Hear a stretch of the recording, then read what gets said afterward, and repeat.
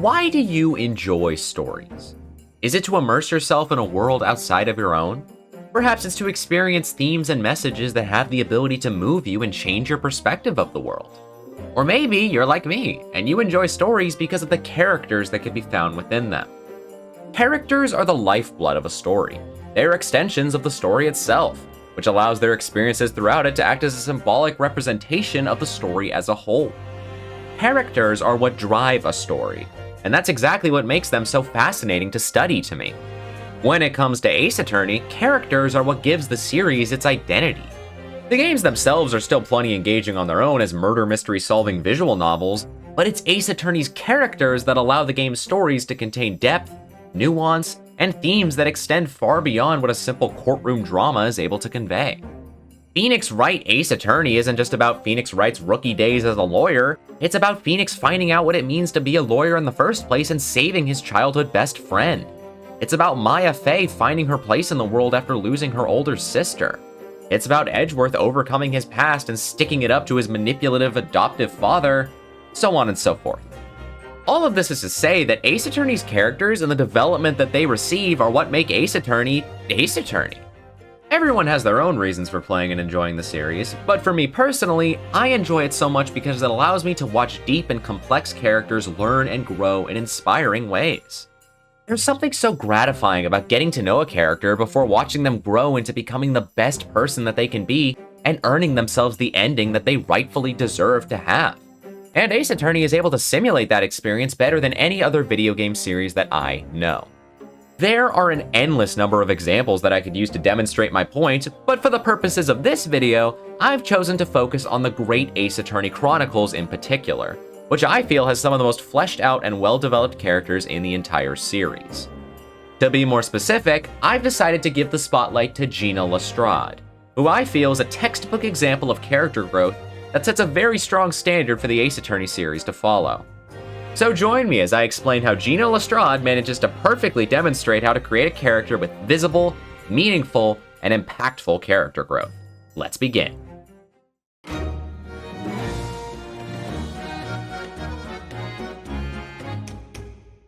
When Gina Lestrade first makes her entrance, she does so under fairly peculiar circumstances to say the least. She's initially called as a witness for the trial of Magnus McGilded, which is one that is clouded in confusion despite its supposed simplicity on the surface.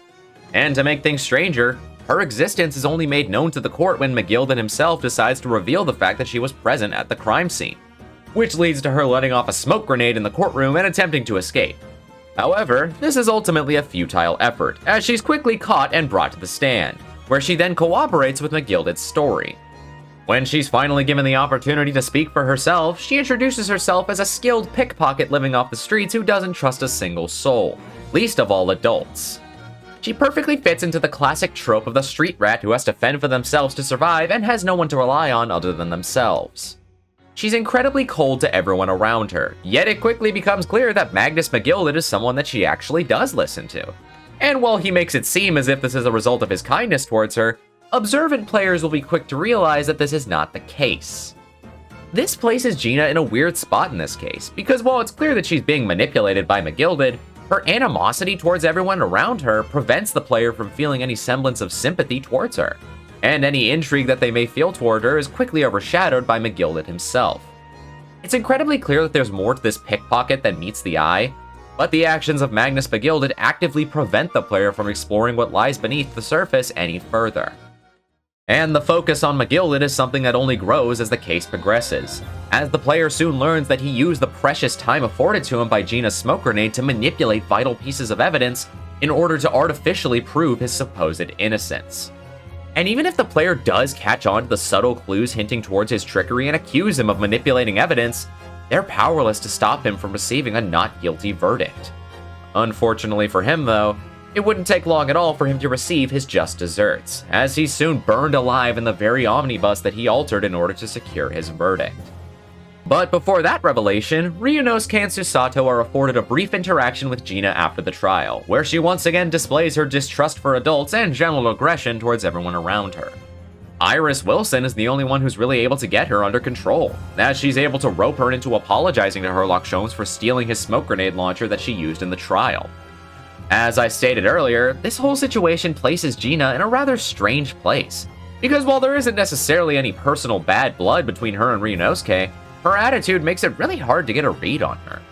The Great Ace Attorney's third case as a whole leaves players with a big question mark over their heads, because it's obvious that there are many loose threads to be tied up, yet it seems that the game has no intention of tying them up at the current moment.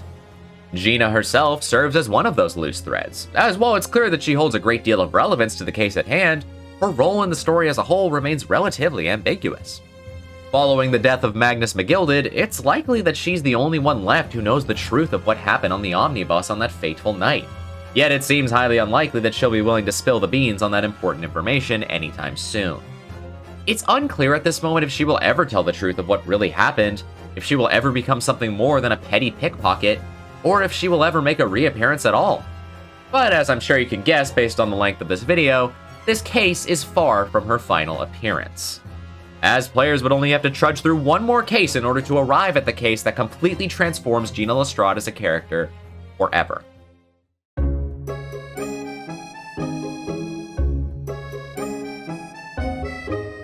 When Ryunosuke and Susato re-encounter Gina in the fifth and final case of the Great Ace Attorney adventures, she's in Windy Bank's pawnbrokery attempting to redeem a small music box disc that she claims to belong to her in spite of her reputation for stealing things.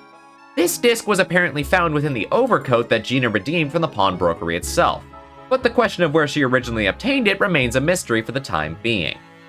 However, unbeknownst to her, this music box disc holds far more significance than it initially seems to, as the group is soon confronted by a shady man by the name of Ashley Graydon, who attempts to take the disc for himself by means fair or foul.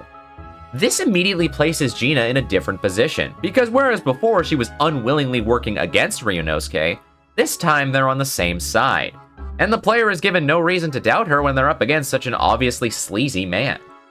Graydon is thankfully unsuccessful in his efforts to procure the music box disc thanks to the arrival of Inspector Gregson in the Scotland Yard, who decide to take the disc for themselves due to its connection to Magnus McGilded.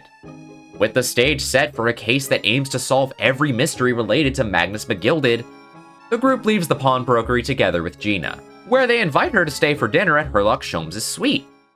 It appears that in the 2 months between the omnibus case and the current case, Gina has become somewhat acquainted with Iris and Mr. Sholmes. Though she's mainly acquainted with Iris, as she still doesn't fully trust Sholmes on account of him being an adult. Despite this, she does reluctantly end up stopping by to dine with the group and stay for the night. Later into the night, she's granted the opportunity to open up a little, allowing her relationship with Iris and the others to develop a little. Iris ends up explaining to her about how she never really knew her father personally despite having so much information on him. Gina responds by saying that she never really had any parents from the moment she was born. And while she always thought that all of her problems would be solved if she did have them, Iris's woes show her that it's complicated either way. The conversation then shifts to a manuscript of Iris's that she based off of one of Sholmes' old adventures, and how Sholmes forbade her from publishing it and instead opted to store it in Windy Bank's pawnbrokery. Gina quite predictably tells Iris that Sholmes is lying to her, and swears on her life that Sholmes sold the manuscript off to someone, and everyone decides to head to bed on that rather pessimistic note. However, Ryunosuke is later awoken by Herlock Sholmes himself, who informs him that Gina has gone missing before observing the fact that the lights in Windy Bank's pawnbrokery are mysteriously turned on. And unfortunately, what they find there is the dead body of the pawnbrokery's owner, Pop Windybank, and an unconscious Gina holding a gun. This naturally leads to her being accused of murder, and when Ryunosuke attempts to take her side as her defense attorney, she immediately turns him down, reassuring him that she doesn't need anyone to help her. While Gina's time in Sholmes' suite showcased her beginning to open up to the group a little, this scene shows her doubling down on giving everyone around her the cold shoulder, with her taking a very pessimistic stance on her situation overall. She figures that she's doomed regardless of what happens, so she has no interest in signing any papers with any defense attorneys, including Ryunosuke. Gina isn't even willing to tell her side of the story, as she simply claims that she broke into the pawnbrokery to make a shilling or two. Iris reassures her that they will believe her if she simply told the truth, but Gina fires back by claiming that everyone lies all the time, and that she herself is the biggest liar of them all.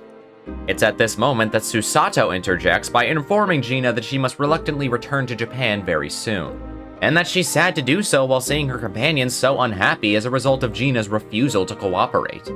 Susato then cleverly utilizes this guilt tripping in order to convince Gina to admit to her own lies as a way to demonstrate that she's truly as untrustworthy as she claims to be, and prove to her and Ryunosuke that Iris's faith in her was misplaced. This causes Gina to finally reveal what really took place 2 months ago on the omnibus with Magnus McGilded. Unsurprisingly, McGilded was indeed the one who murdered the victim, and after doing so, he threatened Gina and made her swear that she wouldn't tell a single soul about anything that she saw or anything she heard. And if she could do that, then he would let her escape scot-free. After the witnesses fled the scene, McGilded paid the driver of the omnibus to deposit his overcoat at Windy Bank's pawnbrokery before instructing Gina to withdraw the coat later, which is exactly what she ended up doing. This entire sequence is incredibly noteworthy because it explains a lot about Gina Lestrade's character and why exactly she is the way that she is. Growing up on the streets, she already had a lot of trouble putting her trust in anyone, but Magnus McGilded's manipulative scheming enhanced her distrust of adults tenfold. She had become a first-hand victim of one of the most nefarious, conniving men in all of London. So it's really no wonder that she would be hesitant to place her trust in anyone ever again. Even when she did begin to open up to the likes of Ryunosuke and Sherlock Sholmes, she always kept herself at a distance just so that she couldn't be burned again. Suddenly, her coldness towards Ryunosuke and the crew feels incredibly understandable, and unlike before when it acted as a barrier preventing her character from being explored, it now serves as a hurdle for the gang to overcome so that they can save her from her fate and teach her how to trust others again. However, while she may have always kept herself reserved, there was always a part of her that still cared deeply about the new friends that she was able to make. When told about the injury that Sherlock Sholmes sustained on the night of the incident, she was deeply concerned for his well-being. And the whole reason that she snuck into Windy Bank's pawnbrokery in the first place was to find Iris's manuscript and give her some peace of mind. She may not want to admit it, but Gina cares, which is a fact that gives her character a lot more depth than she initially seemed to have. And sure enough, Ryunosuke reassures her that even though she'd previously lied in court, he believes in her with everything he has, and he will fight for her until the bitter end if she simply grants him the ability to do so. Gina is stunned, unable to even comprehend why he would do such a thing after everything she's done to him. After wiping away her tears, she finally decides to place her trust in Ryunosuke, allowing him to serve as her defense attorney. And so, Ryunosuke gives his all in the courtroom to save Gina. And all the while, she's baffled as to why he's fighting so hard for her sake. She can't understand the idea of placing so much faith into another individual. But amidst her confusion, Ryunosuke consistently reminds her that he will never stop believing in her as her defense attorney. After a long, arduous, hard-fought courtroom battle, Ryunosuke is finally able to prove Gina's innocence. And just before she's granted a not guilty verdict, she tells the judge about something that she's learned from this whole experience. She tells him that even though the world may not be fair, if she wants it to change, then she has to start with herself. After spending the entire game viewing the world from a pessimistic standpoint, Gina finally learned throughout her trial that she can't spend her whole life running away from any and all kinds of human connection. Throughout her life living on the streets, she had never once met someone who actually kept a promise after making it. But Ryunosuke was able to prove to her that it is possible to do so. In spite of all of her doubts, all of her fears, all of the scarring done by Magnus McGilded, Gina was shown by Ryunosuke that there are some people that she can place her trust into. And those people will always have her back no matter what. Following her trial, Gina is at a loss for what to even say in a situation such as this because she's never been in anything like it before. Sherlock Sholmes recommends that she use a phrase that she's never really had to use up until this point. The simple yet effective, thank you. Gina takes this advice and thanks Ryunosuke for everything that he's done for her, with tears pouring down her face as she does, which are likely a result of the relief felt from finally being able to sincerely, genuinely thank another person. Gina Lestrade's arc throughout the Great Ace Attorney adventures is a perfect example of character growth in my eyes because it's simple enough to understand on a base level, yet it has a solid beginning, middle, and end that demonstrates how to make a character's development really mean something both on its own and in the grand scheme of things. Gina began as a lowly pickpocket who was cold, rude, and unwilling to trust anyone. Yet through the sheer determination and resolve of people who genuinely care about her well-being, she was able to crawl out of her shell and learn to place her faith in others just as they placed their faith in her. And so, she herself resolves to start looking inward and better herself as a person so that she could become someone who feels worthy of the faith that her friends placed into her. It's a simple story, yet it's an inspiring story that ties into one of the game's central themes, that being the strength that people can have when they work together. And it's a story that directly contributes to the development of characters around Gina. After all, Gina wasn't the only one that had her trust hurt by the actions of Magnus McGilded. Ryunosuke himself was deeply affected by Magnus McGilded's betrayal, and it was only thanks to Gina that he was reminded to follow his gut and fight for people that he believes in. Gina's character growth not only made her an engaging, well-written character, but it contributed to enhancing the story as a whole, making her a perfect example of why characters are vital in creating an impactful story. However, while this case does mark the end of Gina Lestrade's story in the Great Ace Attorney Adventures, this would not be the last of her. After all, there's an entire second Great Ace Attorney game that continues the story, and Gina mentioned that she had resolved to find a new line of work.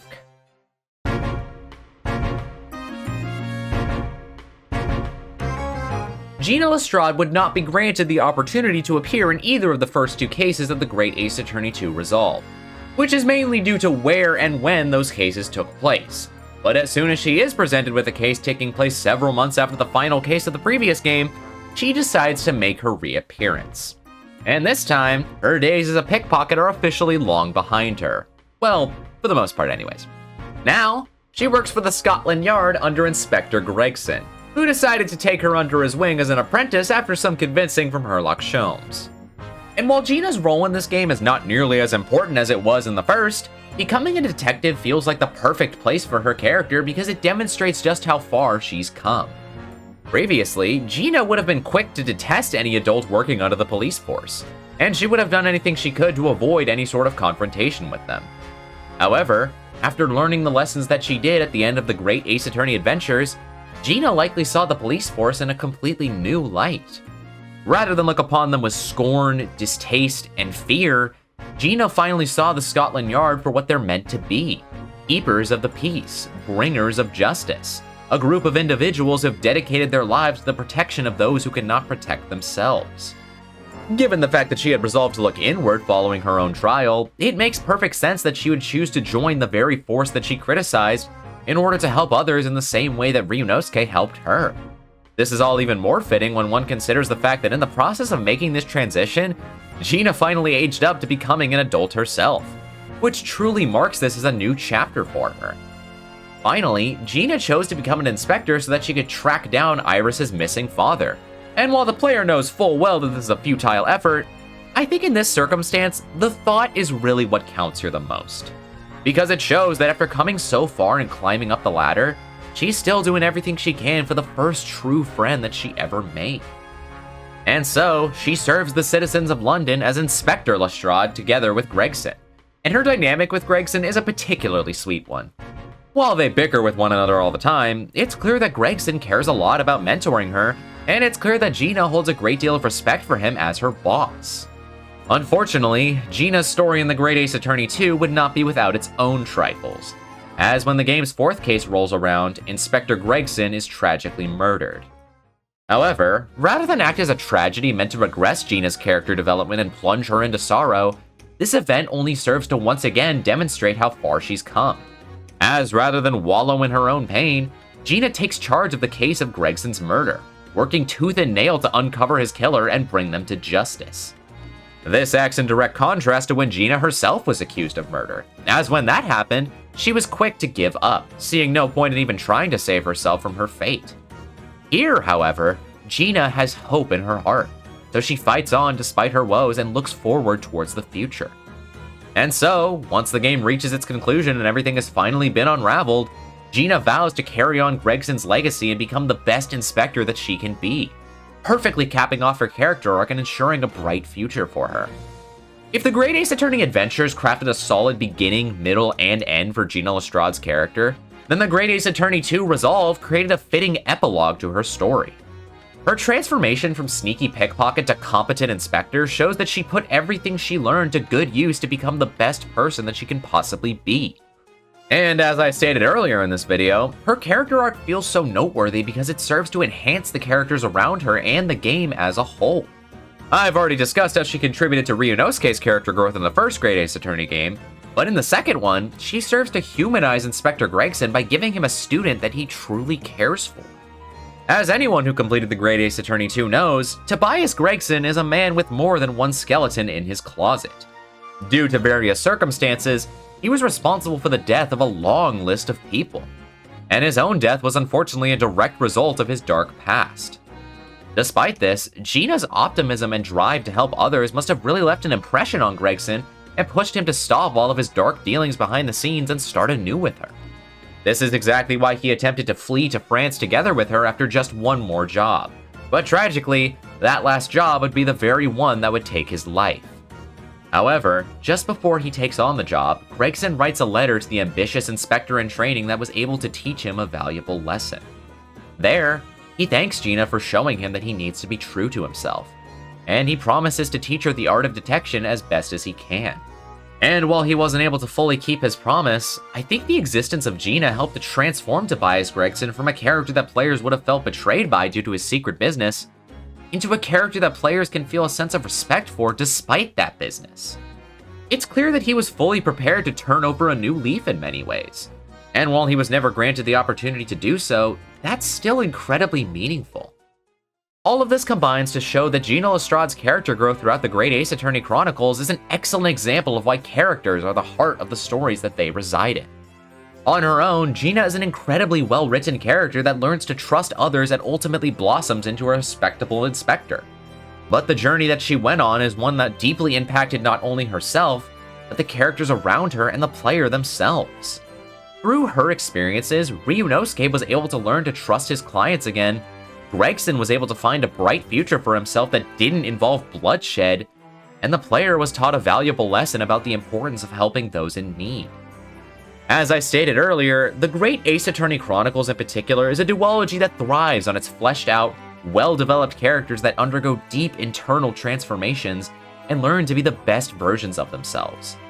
Gina Lestrade may not be the most complex of them all, but she's the first one that I would use to teach others about how to create a character with development that really means something. She is everything that a supporting character should strive to be and more, and she serves as a constant reminder that every character can contribute to taking a story to new heights. Thank you for watching, and be sure to let me know what your take on Gina Lestrade is down in the comments below.